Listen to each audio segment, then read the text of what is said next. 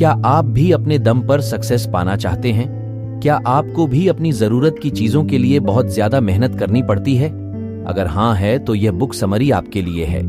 इसमें आप सीखेंगे कि दौलतमंद कैसे बना जाए और खुशियां कैसे ढूंढी जाएं। तो चलिए शुरू करते हैं आज की यह बुक समरी, जिसका नाम है द पावर ऑफ नाउ। खुशियां ये नेचुरल चीज नहीं, ये स्किल है। न्यूट्रिशन, एक्सरसाइज और पैसे कमाने की तरह खुशियां भी एक स्किल है जिसे आप वक्त के साथ अचीव कर सकते हैं। और जितना ज्यादा आप प्रैक्टिस करेंगे उतने बेहतर होते चले जाएंगे।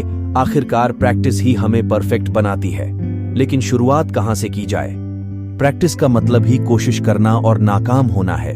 सबसे पहले आपको पता करना होगा कि क्या चीजें आपके फेवर में काम करती हैं और क्या नहीं। ऐसा करने के लिए आपको बहुत सारी अलग अलग चीजें करनी पड़ेगी। जब आप अपने मन को शांत करके अपने आसपास हो रही चीजों पर फोकस करते हैं तभी खुशियां आती हैं। मंजिल तो यही है, लेकिन इस मंजिल तक पहुंचने के लिए किसी दो इंसान के रास्ते एक जैसे नहीं हो सकते। सबसे ज्यादा इंपॉर्टेंट यह जानना है कि आपके लिए क्या चीजें कारगर साबित होती हैं। क्या तंत्र मेडिटेशन शांत रहने में आपकी मदद करता है या विपासना मेडिटेशन ज्यादा हेल्पफुल होगा? क्या आपको अपने मन को शांत करने के लिए 10 दिनों का ब्रेक चाहिए या सुबह बस 10 मिनट के मेडिटेशन से आपका मन शांत हो जाता है? इन सवालों के जवाब हासिल करने का एक ही तरीका है। दोनों ही तरीकों पर अमल कीजिए। कुछ लोगों के लिए योगा हेल्पफुल होता है तो कुछ लोगों के लिए काइट सर्फिंग और माउंटेन बाइकिंग ज्यादा इफेक्टिव होता है। हो सकता है कुकिंग से आप अच्छा महसूस करते हो या फिर जर्नलिंग ज्यादा फायदेमंद लगता हो। अपनी जरूरत पूरी करने के बहुत सारे तरीके हैं, लेकिन आपको एक्सप्लोर करना पड़ेगा। इस एक्सप्लोर करने और पता करने की क्या चीज आपके लिए इफेक्टिव है कि प्रोसेस के लिए आपको एक खास माइंडसेट की जरूरत होती है। हो सकता है आपके सामने ऐसे बहुत सारे आइडिया आ जाएं जो आपको कंफ्यूज कर दें कि आखिर यह दुनिया चलती कैसे है, काम कैसे करती है। यह तब तक ठीक है जब तक आप नेचुरल चीजों को बदलने की जिद नहीं ठान लेते। याद रखिए, प्लेसिबो तब तक कारगर होगा जब तक आपको यह महसूस होता रहेगा कि यह इफेक्टिव है। कुछ वक्त पहले रविकांत ने प्रेजेंट मोमेंट की अहमियत पर एकहार्ट टोल द्वारा लिखी गई द पावर ऑफ नाउ नाम की किताब पढ़ी थी। टोले एक बॉडी एनर्जाइजिंग एक्सरसाइज के बारे में बात करते हैं जिसके तहत आपको लेट करके अपनी बॉडी में एनर्जी के सर्कुलेशन को महसूस करना होता है। जब रविकांत ने इस एक्सरसाइज के बारे में जाना तो उन्हें यह बकवास लगा, लेकिन फिर भी उन्होंने ट्राई किया और इसे ट्राई करने के बाद उन्हें बहुत बेहतर महसूस हुआ। रविकांत की स्टोरी से पता चलता है कभी कभी कुछ चीजें ठीक नहीं लगती, लेकिन फिर भी वह हमारे लिए मददगार साबित हो सकती है। यहाँ पर रूल बहुत सिंपल है। अगर यह कारगर साबित होता है तो इसे इस्तेमाल करो, और अगर नहीं तो कुछ और तलाशने की कोशिश करो। खुशियों की स्किल को प्रैक्टिस करने का यह एक पहलू है। दूसरा पहलू नई आदतें डालना है। मिसाल के तौर पर alcohol, caffeine, sugar, social media से ब्रेक लेने से आपको अपने मूड में स्टेबिलिटी महसूस होगी। इसी तरह से रेगुलर एक्सरसाइज भी आपके माइंड और बॉडी के लिए बहुत बेनिफिशियल होती है। अपने थॉट्स को स्टेबल करके और नई हैबिट अपनाकर आप खुशियां ढूंढने के अपने रास्ते पर आगे बढ़ सकते हैं। अगर आप किसी फैसले को लेकर श्योर नहीं हैं, तो इसका जवाब न है। इस धरती पर 7 बिलियन लोग रहते हैं। इंटरनेट की सहूलियत की वजह से हम कहीं से भी किसी से भी कांटेक्ट कर सकते हैं, जैसे साथी, दोस्त और बिजनेस पार्टनर को। आज काम करने का तरीका भी बदल गया है। आज के जमाने में हजारों नौकरियां किसी ऐसे शख्स के लिए भी अवेलेबल है जिसके पास बस इंटरनेट मौजूद हो। मतलब मॉडर्न सोसाइटी में बहुत सारे ऑप्शन अवेलेबल हैं। जब ऑप्शंस अवेलेबल हैं तो मतलब बहुत सारे सवालों के बहुत सारे जवाब भी होंगे, जैसे कि कहाँ रहा जाए, किससे शादी की जाए, कौन सा करियर चुना जाए। तो आप इन सवालों के सही जवाब कैसे हासिल करते हैं? अगर हम इम्पोर्टेंट डिसीजन लेते वक्त प्रिंसिपल का सही इस्तेमाल करें तो हमें हर सवाल के सही जवाब मिल सकते हैं।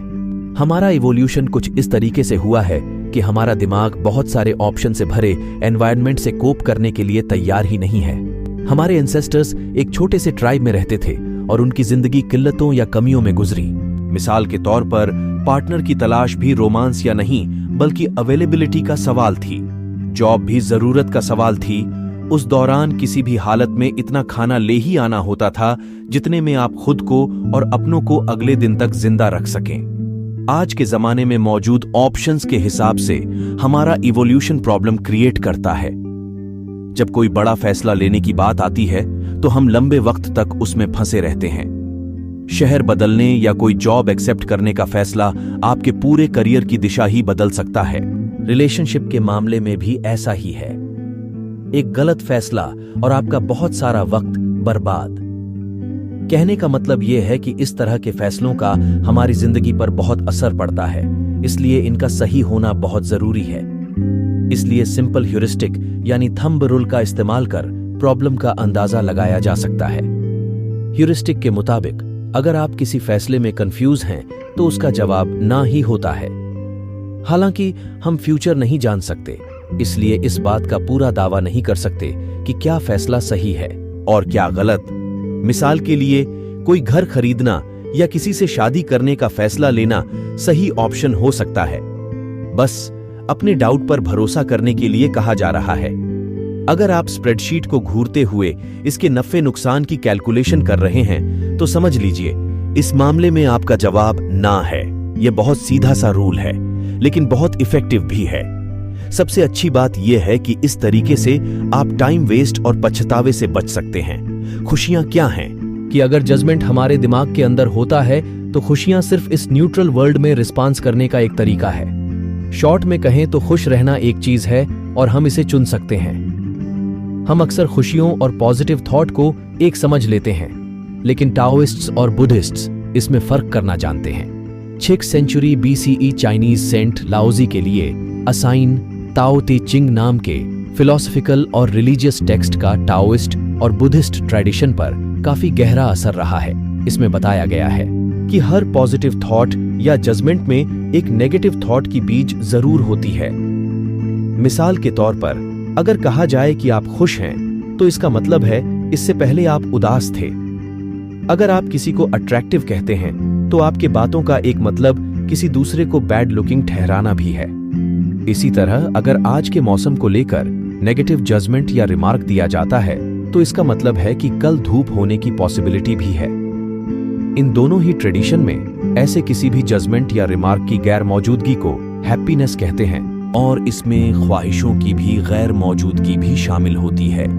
आपके अंदर जितनी कम ख्वाहिशें होंगी, आप उतना ही ज्यादा चीजों को उसके असल रूप में एक्सेप्ट कर पाएंगे, और इससे आपका मन शांत होता है। आपका दिमाग ना ही पीछे मुड़कर पास्ट के बारे में सोचता है, न आगे बढ़कर फ्यूचर के बारे में जानने की ख्वाहिश रखता है। इंसान बस प्रेजेंट मोमेंट में जीता है। आप जितना ज्यादा प्रेजेंट मोमेंट में जिएंगे उतना ज्यादा खुश रहेंगे। मैं तो खुश हूं जैसा पॉजिटिव रिमार्क भी आपकी शांति को खराब कर सकता है। अचानक से आप अपने फ्यूचर और इस खुशी को बचाए और बनाए रखने के बारे में सोचने लगते हैं। इससे आपके मन में टेम्परेरी चीज को परमानेंट बनाने की ख्वाहिश जगती है और आपका दिमाग तेजी से चलने लगता है। आप खुशी के उस प्रेजेंट मोमेंट से भटक जाते हैं। प्रेजेंट मोमेंट में जीना खुशियों को चुनना है। इस तरीके से जीने के लिए आपको मोंक बनने की जरूरत नहीं है। बस छोटे से बच्चे के बारे में सोच कर देखिए। उनकी लाइफ में खुशियों का बैलेंस होता है। ऐसा इसलिए होता है क्योंकि वह अपने दिमाग में दुनिया भर की बातें सोचने के बजाय प्रेजेंट मोमेंट में रहते हैं। खुशियां कैसी होती हैं?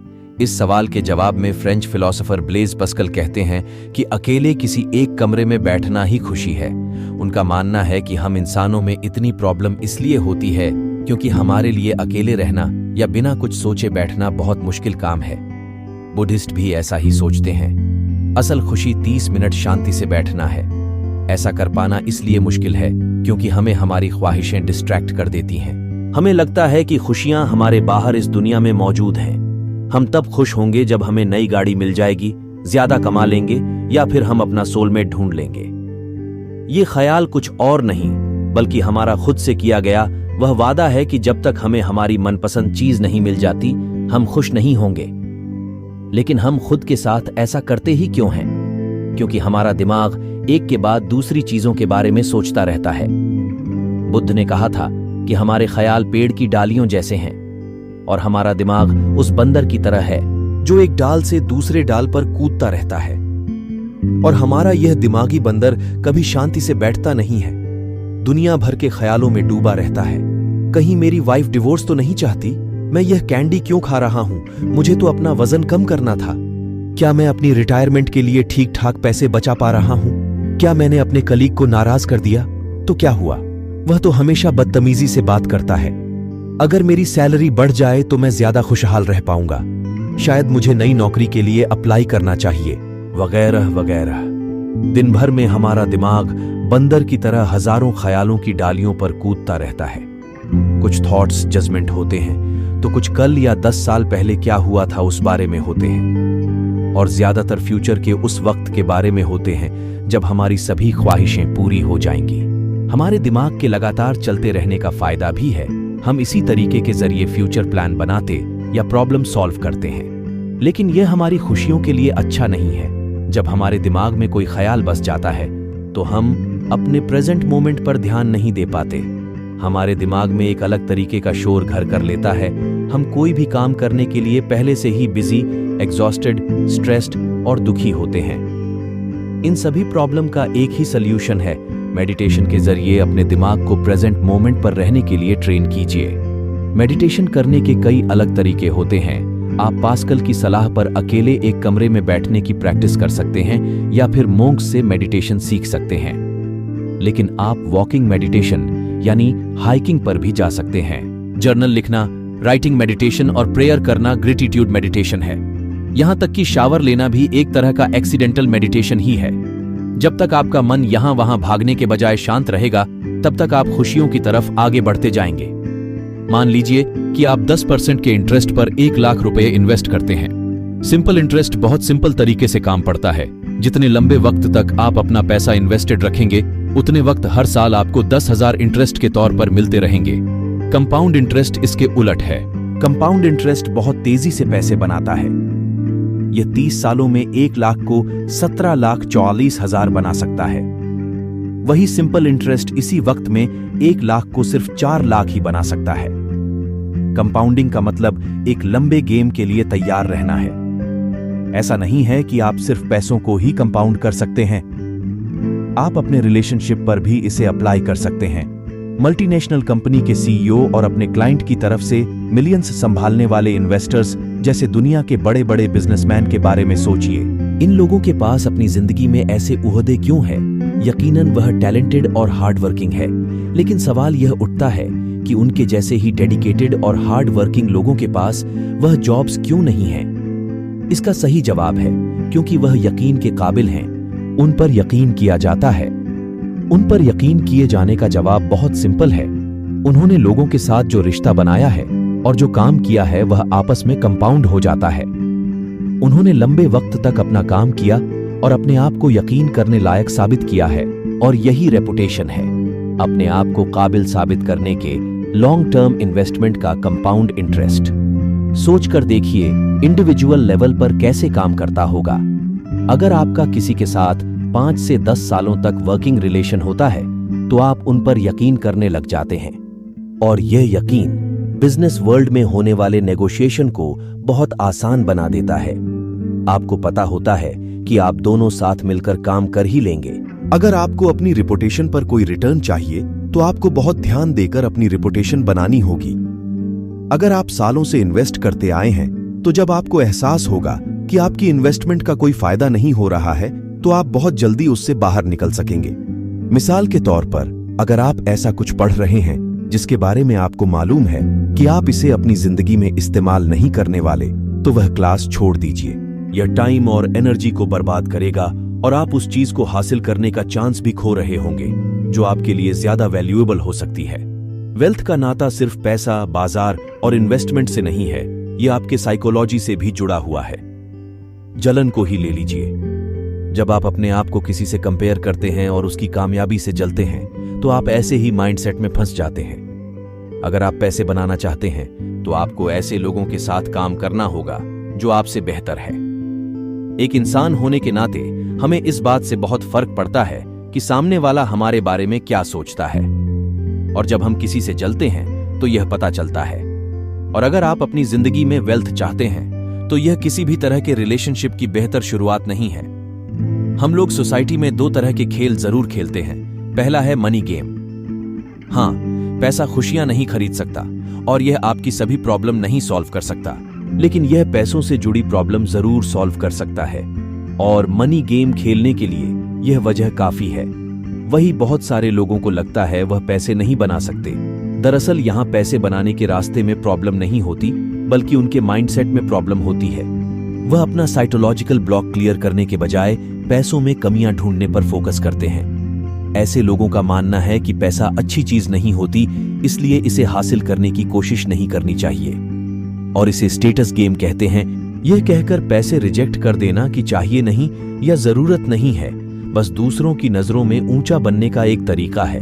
यहाँ पर स्टेटस गेम ह्यूमैनिटी जितना ही पुराना है और इसका नाता रिलेटिव माइंडसेट से है। इसका मकसद लोगों के बीच ऊंचे ओहदे वाला और उससे कम की हैसियत रखने वालों को आइडेंटिफाई करना है। इसे जीरो सम गेम कहते हैं। कोई जीतता है तो किसी को हारना पड़ता है। दूसरे नंबर वाला सिर्फ पहले नंबर वाले की जगह खाली करने पर उसकी जगह ले सकता है। इसके अपने इस्तेमाल हैं। मिसाल के तौर पर, अगर हम पॉलिटिक्स में इसका इस्तेमाल नहीं करते तो हमें नहीं पता चल पाएगा कि कौन किस चीज का इंचार्ज है। हालांकि फंडामेंटली देखा जाए तो यह एक ऐसी जरूरत है जो गलत भी है, इसलिए आपको अपनी जिंदगी में इससे बचना चाहिए। अगर आप लगातार इसका इस्तेमाल करते हैं तो आप जलन रखने वाले, बेचैन और दूसरों को नीचा दिखाने की फिराक में रहने वाले बन जाएंगे। मनी गेम कुछ अलग है। यह जीरो सम नहीं बल्कि पॉजिटिव सम है। आप बिना किसी को हराए जीत सकते हैं, बिना किसी को गरीबी में ढकेले अमीर बन सकते हैं। कामयाब लोगों के रिश्ते इसी बुनियाद पर टिके होते हैं। वह ऐसे लोगों के साथ रहते हैं जो इस बात को समझें कि जब मनी गेम की बात आती है तो यह हर किसी के लिए विन विन सिचुएशन ही होती है। अगर आप आजाद रहना पसंद करते हैं तो पैसा आपको आजादी भी दे सकता है। पैसों से सब कुछ नहीं खरीदा जा सकता। ना ही यह आपकी हेल्थ प्रॉब्लम सॉल्व कर सकता है और ना ही सच्चा प्यार ढूंढने में आपकी मदद। इससे ना आप इनर पीस हासिल कर सकते हैं और ना ही फिट हो सकते हैं। लेकिन जो एक चीज ये आपको दे सकता है वह है फ्रीडम, यानी आजादी। पैसा आपकी जिंदगी से बहुत सारी प्रॉब्लम और रुकावट को दूर कर देता है जो आपके मन चाहे काम के बीच आ रही थीं। बुद्ध एक प्रिंस के तौर पर ही पैदा हुए थे। पहले दौलत आई, उसके बाद वह इससे मिली फ्रीडम का इस्तेमाल कर जंगलों में जाकर मेडिटेशन के सहारे अपनी जिंदगी बिताने लगे। दूसरे शब्दों में कहें तो पैसा अंत की तरफ ले जाता है, इसकी असल कीमत कहीं और है। और जब आप इस हकीकत से मुंह मोड़ लेते हैं तो पैसा फ्रीडम का नहीं बल्कि फ्रीडम से दूर ले जाने का जरिया बन जाता है। पैसा बुराइयों की जड़ नहीं है। असल में यह ना अच्छा है ना बुरा, इसके इस्तेमाल पर डिपेंड करता है कि पैसा अच्छा है या बुरा। कुछ लोगों के लिए पैसा ही सब कुछ है। वह पैसे के लिए पैसा चाहते हैं। ऐसे में यह सिर्फ पैसों का लालच है और कुछ नहीं। वह आपके लिए बुरा है, आपकी मोरालिटी के लिए नहीं बल्कि प्रैक्टिकली आपकी हेल्प और हालात के लिए। इसे हमें बहुत सारे एडिक्शन का पता चलता है। अगर आप पैसों से प्यार करते हैं तो आपके लिए पैसे कभी भी काफी नहीं होंगे। कोई भी अमाउंट हासिल कर लेने पर आप कभी सेटिस्फाई नहीं होंगे। ऐसे में पैसा आपके दिमाग पर सवार हो जाता है और आप सिर्फ पैसों के बारे में ही सोच पाते हैं। आपका हर फैसला पैसों की कैलकुलेशन पर बेस्ड होता है। आप जितना भी कमा पा रहे हैं उसको लेकर नाखुश और जो भी आपने बनाया है उसे खो देने के डर में रहने लगते हैं। डिसैटिस्फैक्शन कि यह सिचुएशन पैसों की लालच रखने की वजह से एक सजा है और यह पैसों के जरिए ही आती है। यह मनी गेम को अपनी जिंदगी में जगह देने का गलत तरीका है। याद रखिए, पैसा पैसों के लिए नहीं होता। पैसा आपकी एक्सटर्नल प्रॉब्लम सॉल्व करने के लिए आता है। इस गलत मनी गेम से बाहर निकलने के लिए आप ज्यादा पैसे कमाने के बावजूद अपनी लाइफस्टाइल में इंप्रूवमेंट करने से बचने की कोशिश कर सकते हैं। जब आप ज्यादा कमाते रहेंगे और आपका खर्चा बहुत ज्यादा नहीं रहेगा तो आप फाइनेंशियल फ्रीडम अचीव कर सकते हैं। लगातार अपनी लाइफस्टाइल को और ज्यादा चमक दमक बना के रहने से प्रॉब्लम्स बढ़ती हैं और इस प्रॉब्लम को सॉल्व करने के लिए आपको तेजी से पैसे कमाने और उसी साइकिल से गुजरने की जरूरत पड़ेगी। अपने शॉर्ट टर्म दर्द को जीने और महसूस करने की कोशिश कीजिए। अगर आपके सामने कोई ऐसी सिचुएशन आती है जहां पर किन्हीं दो चीजों में से एक को चुनना पड़ता है तो उस चीज को चुनिए जो फिलहाल के लिए थोड़ी सी तकलीफ देह हो सकती है। ऐसा इसलिए क्योंकि जिस रास्ते पर सल्यूशन होता है वह शॉर्ट टर्म पेन देता है, वही दूसरा रास्ता लॉन्ग टर्म में हार्मफुल साबित होता है।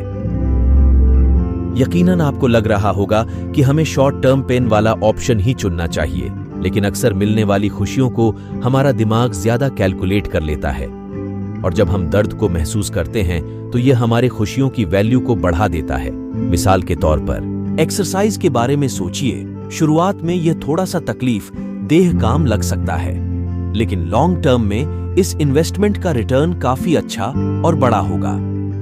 पैसे बनाना और खुश रहना एक तरह की स्किल्स हैं। दोनों के लिए ही आपको अच्छे फैसले लेने पड़ते हैं। चाहे टाइम की बात की जाए या पैसों की, आपको इन्हें सही जगह ही इन्वेस्ट करना होगा। अपने अंदर से आने वाले जवाब पर यकीन कीजिए। अगर आप कंफ्यूज हैं तो ना में ही जवाब दीजिए। याद रखिए, जब आप अच्छा इन्वेस्टमेंट करते हैं तो उसके फायदे भी बहुत होते हैं। ये बात पैसों और रेपुटेशन दोनों पर ही अप्लाई होती है। खुश रहने के लिए आपको प्रेजेंट मोमेंट में रहना और अपने थॉट्स को यहां वहां भटकने से रोकना चाहिए, और ऐसा करने का बेस्ट तरीका मेडिटेशन है।